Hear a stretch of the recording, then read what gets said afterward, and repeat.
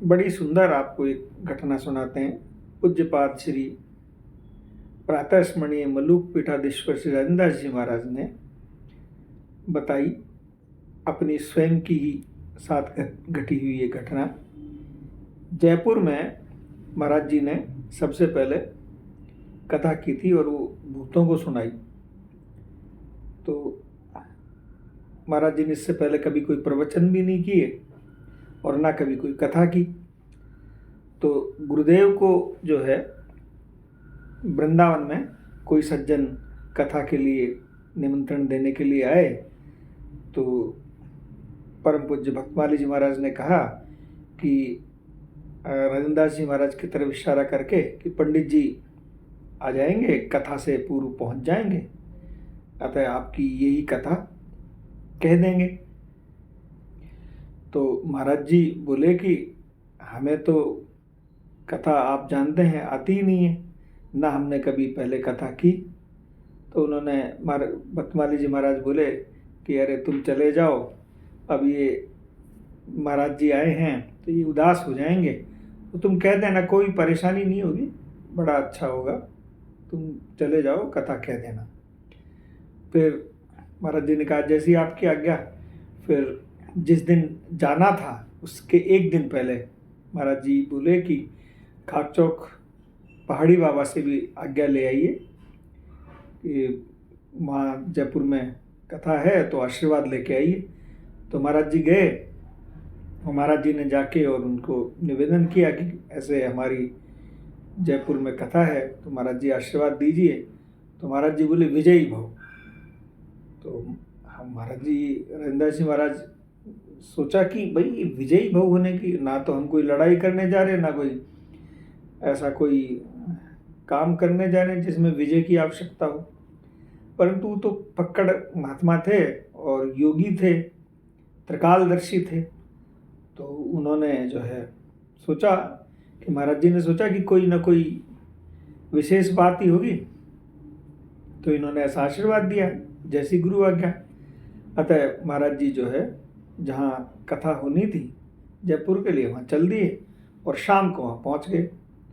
अब जिनके यहाँ कथा थी वो यजमान थे श्री ताराचंद जी।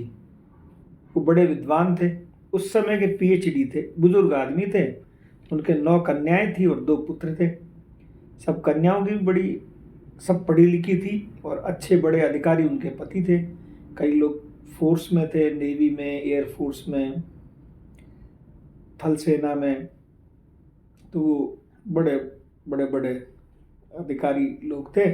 बड़ा अच्छा और संपन्न परिवार था।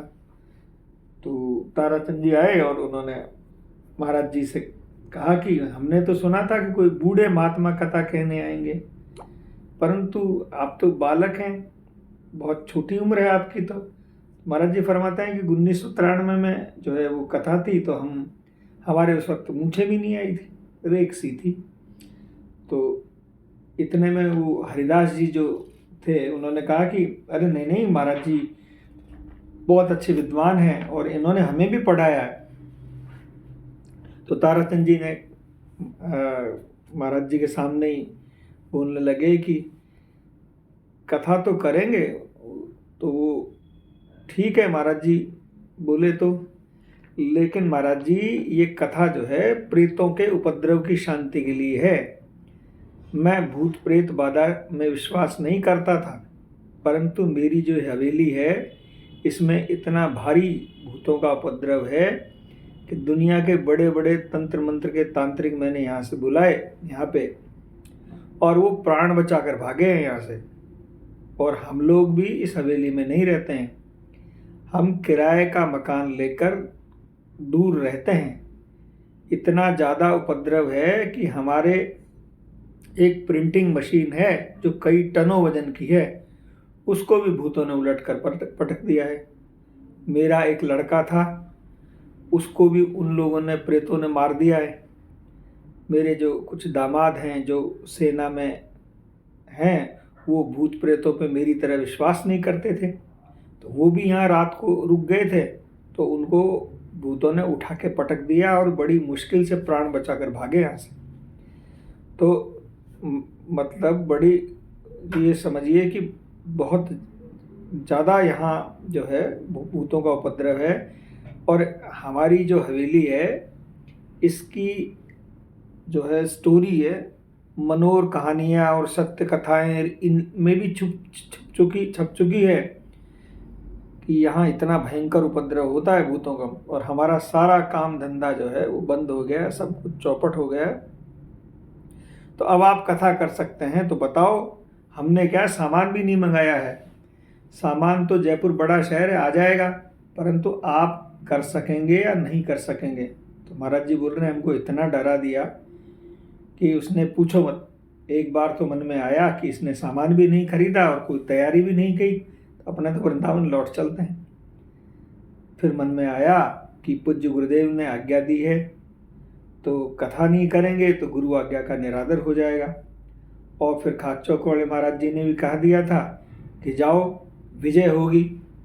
तो इसका मतलब है कि वो तो त्रिकालदर्शी महात्मा है, उन्हें पहले ही पता लग गया था कि वहाँ कोई ना कोई ऐसी उपद्रव है, तो उन्होंने विजय होने का आशीर्वाद दिया। तो हमने जो है उनसे कह दिया कि ठीक है आप सामान ले आए, हम कथा करेंगे। अब मंडप वगैरह जो है वो तैयार होने लगा। अब पंडित लोग जो है उनसे महाराज जी कहते हैं कि हमने बड़ी प्रार्थना की कि देखो ये सकाम अनुष्ठान है, तो आप लोग जो है ना पूर्ण पवित्रता से और बिल्कुल शुद्धि से इसका उच्चारण करना और पवित्र रहना।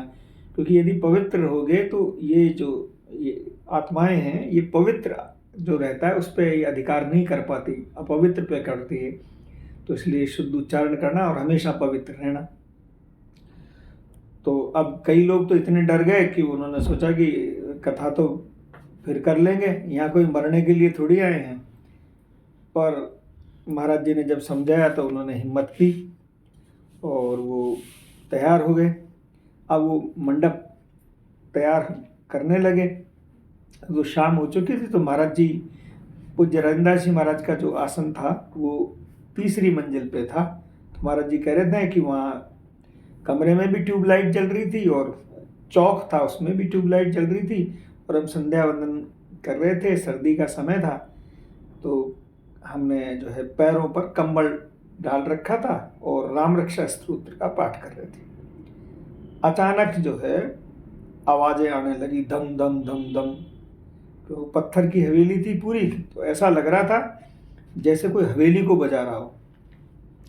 तो हम समझ पाते इतनी देर में ही वो जो चौक में ट्यूबलाइट जल रही थी, तो गेट के ऊपर एकदम से जो है भयंकर भयंकर आकृतियां प्रकट होने लगी। तो एकदम से हम डर गए, तो हम ठीक से गिन नहीं पाए, लेकिन कम से कम 10-15 आकृतियां तो थी। और उनमें से एक लड़का भी था। तो वो लड़का जो है उसकी शक्ल है उनके परिवार से, ताराचंद जी के परिवार से मिल रही थी, क्योंकि ताराचंद जी ने बताया था कि हमारा एक लड़का भी मार दिया इन लोगों ने। तो वो हमको लगभग लग रहा था कि ये वही लड़का है। तो अब हम तो जो है वो जैसे ही हमारी दृष्टि पड़ी तो उनकी भयंकरता और वो देख के जो है हम तो भूल गए कि क्या पढ़ रहे थे और कुछ भी याद नहीं रहा। और सर्दी का महीना था, इतनी भयंकर ठंड पड़ रही थी, लेकिन हमारे तो है पसीना आ गया, तो घबरा गए। अब हमने तो वो अब आप अंदर जो है प्रवेश करने की कोशिश कर रहे थे। तो 2-3 बार उन लोगों ने अंदर प्रवेश करने की कोशिश की, पर ऐसा लगा जैसे कोई अज्ञात शक्ति उनको धक्का दे के बाहर निकाल रही हो, अंदर नहीं घुस पाए।